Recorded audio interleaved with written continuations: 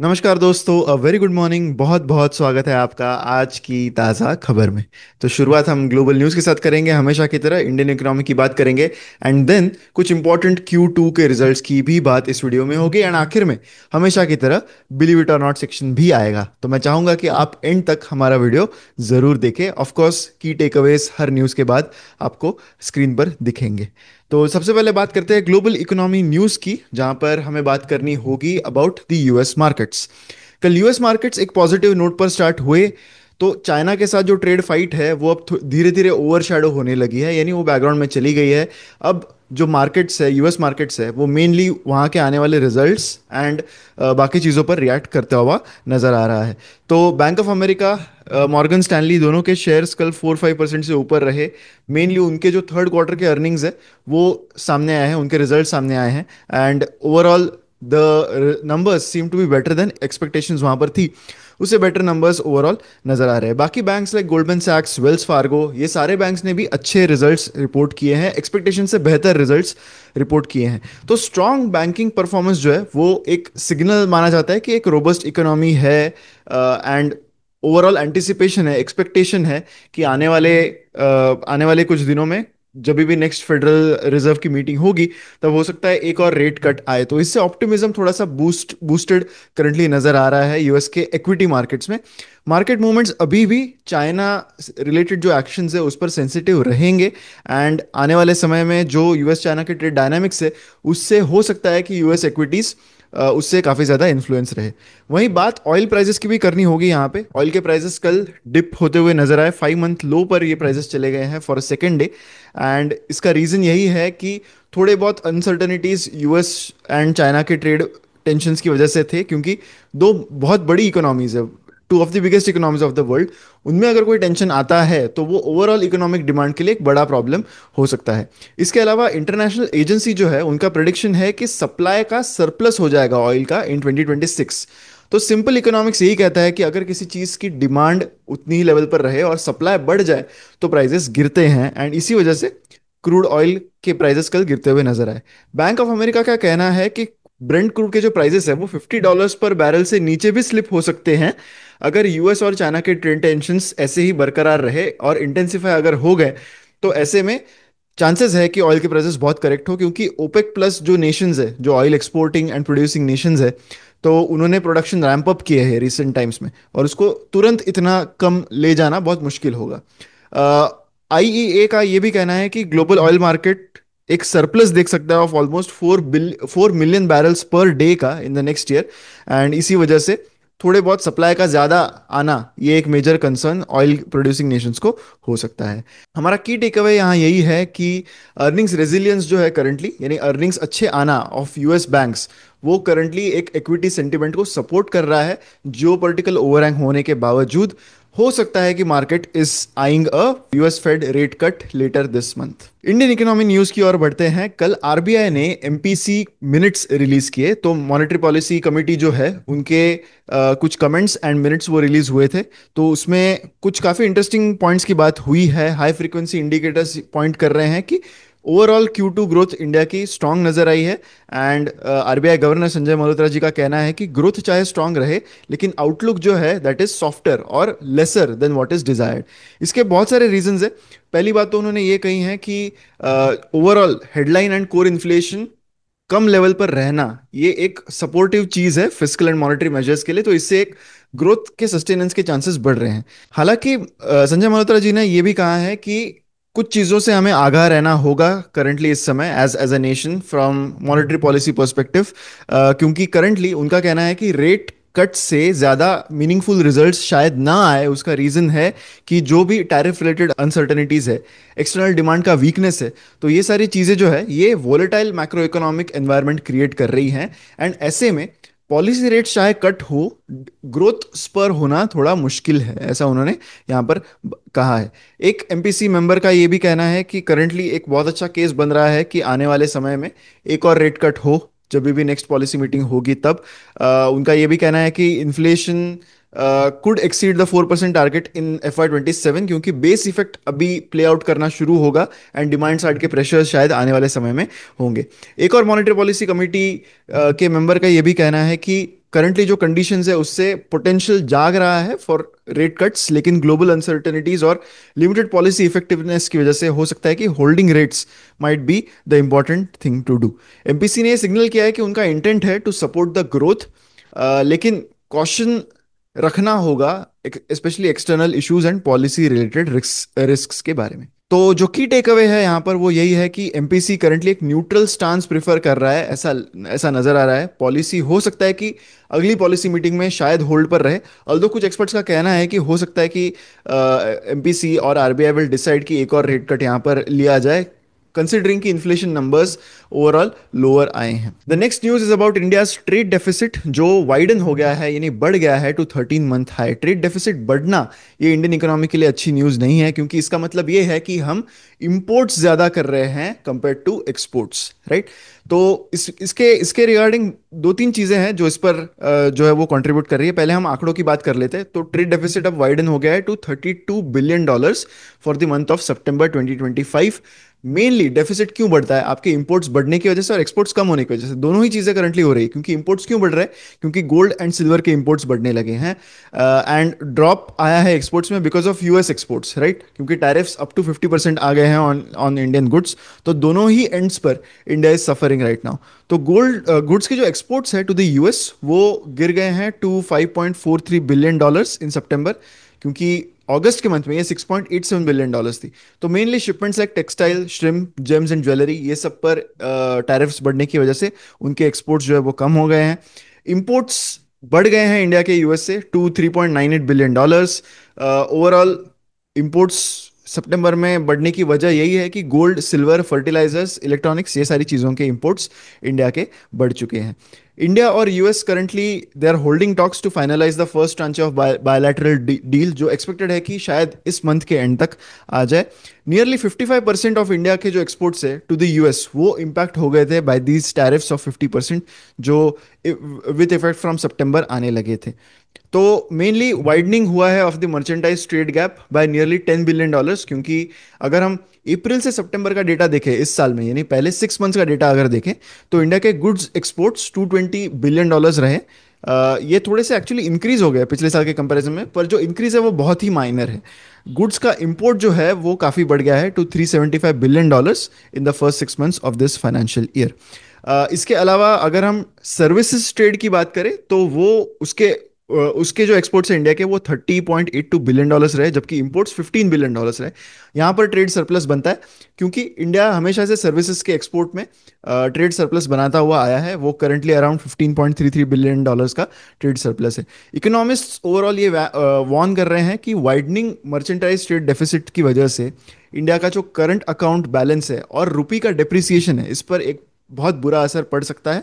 And वो हमें पिछले कुछ महीनों में रुपी का जो डेप्रिसिएशन हुआ है उससे वो नज़र आ ही रहा है। तो की टेक अवे यहाँ पर यही है कि जो ट्रेड गैप है वो उसकी वजह से रुपी पर प्रेशर बना रहेगा, करंट अकाउंट डेफिसिट पर प्रेशर बना रहेगा। गोल्ड की डिमांड, टैरिफ्स, इंपोर्ट सर्ज, ये सारे एक बहुत ही अहम नियर टर्म रिस्क्स रहेंगे। अब बात करते हैं कुछ स्टॉक वाइज न्यूज़ की, जहां पर हम कुछ इंपॉर्टेंट रिजल्ट्स की बात करेंगे जो कल कंपनीज ने डिक्लेयर किए। सबसे पहले बात करते हैं एक्सिस बैंक के Q2 रिजल्ट्स के। नेट प्रॉफिट कंपनी का 26% गिर गया है, 5090 करोड़। एक्सिस बैंक का ये कहना है कि जो रिसेंटली आरबीआई ने ईसीएल नॉर्म्स बताए थे, तो उसमें उसका यानी एक्सपेक्टेड क्रेडिट लॉस, उसका इफेक्ट थोड़ा बहुत ज़्यादा ज़्यादा उसका इफेक्ट, नियर टर्म इम्पैक्ट बहुत ही नेग्लिजिबल रहेगा, ऐसा एक्सिस बैंक का कहना है। सीक्वेंशियली भी अगर हम देखें Q1 के कंपैरिजन में, तो प्रॉफिट इस क्वार्टर में अराउंड 11% से गिर गया था। क्या रीज़न है इतना बड़ा प्रॉफिट फॉल का? तो एक one time standard asset provision ली है बैंक ने ऑफ अराउंड 1231 करोड़। तो दो क्रॉप लोन्स को उन्होंने डिस्काउंट कर लिया है as advise by the RBI, and ये क्लैरिफिकेशन भी दिया है बैंक ने कि ये जो प्रोविजन है वो रिवर्स हो जाएगी whenever all these outstanding loans are actually repaid by March 28। Total income यानी जो टोटल रेवेन्यू है बैंक का वो 1.4% से ऊपर रहा। ओवरऑल असेट क्वालिटी की बात करें तो एनपीए 0.44% रहे, जो थोड़े से बढ़ गए हैं अगर हम Q2 FY25 से कंपेयर करें तो। Total advances 12% year on year से बढ़े हैं, 5% क्वार्टर ऑन क्वार्टर से बढ़े हैं। बैंक के CFO ने का ये यही कहना है कि मेन चेंज जो है वो शिफ्ट होगा in the provisioning from outstanding to exposure, and bank currently उसके फाइनेंसेस इंटरनली बना रही है to account for this provision.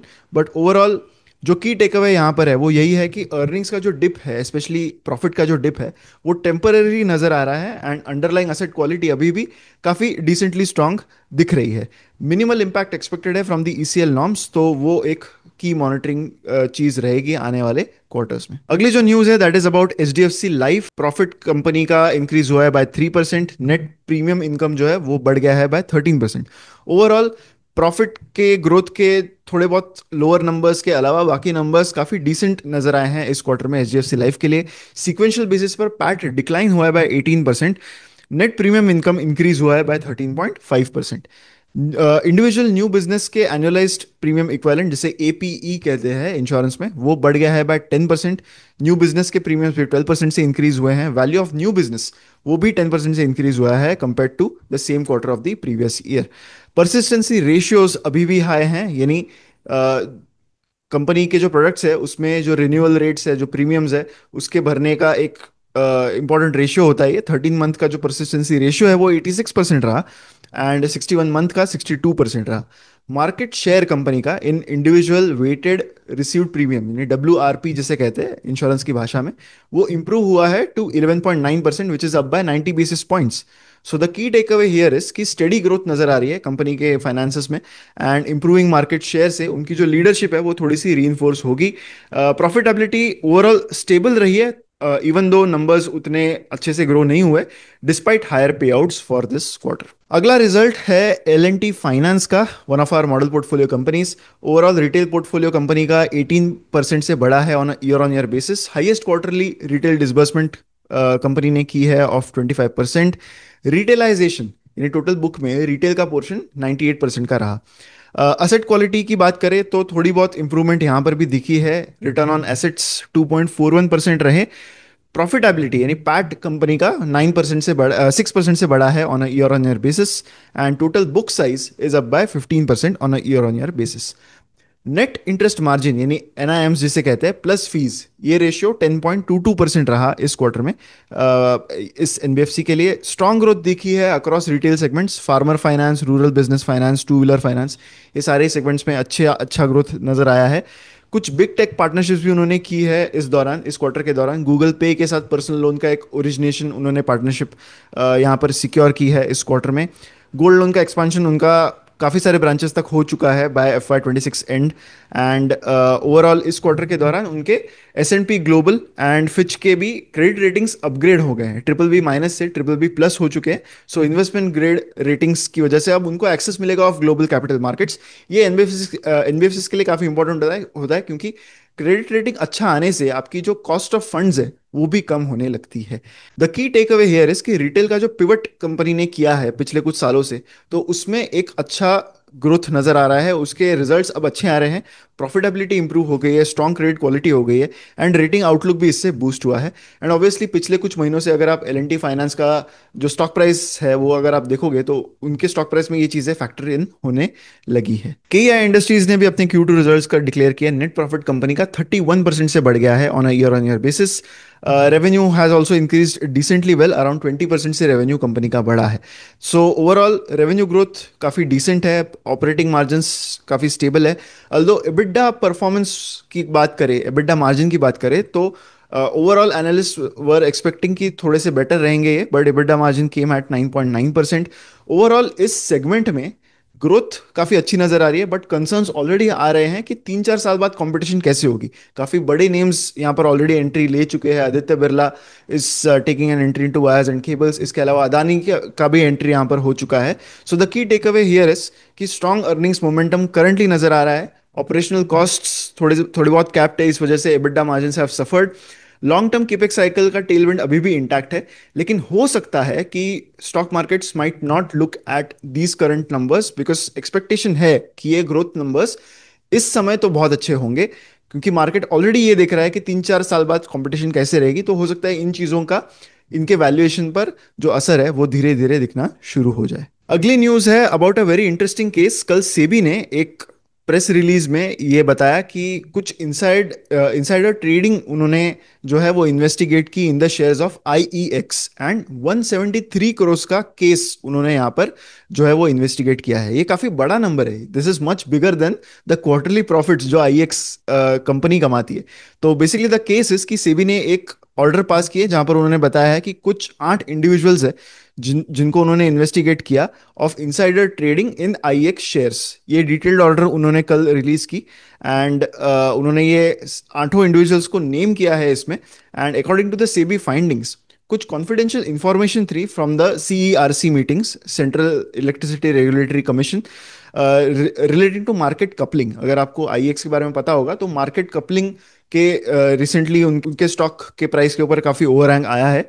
तो इससे रिलेटेड कुछ इंफॉर्मेशन कुछ इंडिविजुअल्स को पता थी, एंड उन्होंने वो इंफॉर्मेशन यूज की है to do insider trading in IEX shares. So basically उनके पास शायद ये इंफॉर्मेशन पहले से चली गई थी कि मार्केट कपलिंग आने वाला है, and they accordingly took positions in the shares of IEX, is what it seems from the order right now.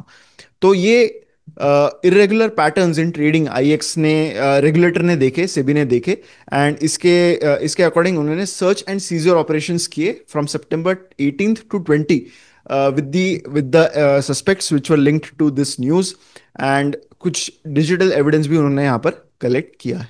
इसी के साथ हमारी न्यूज यहीं पर खत्म होती है। अब बढ़ते हैं हमारे फाइनल सेक्शन पर, which is the believe it or not section.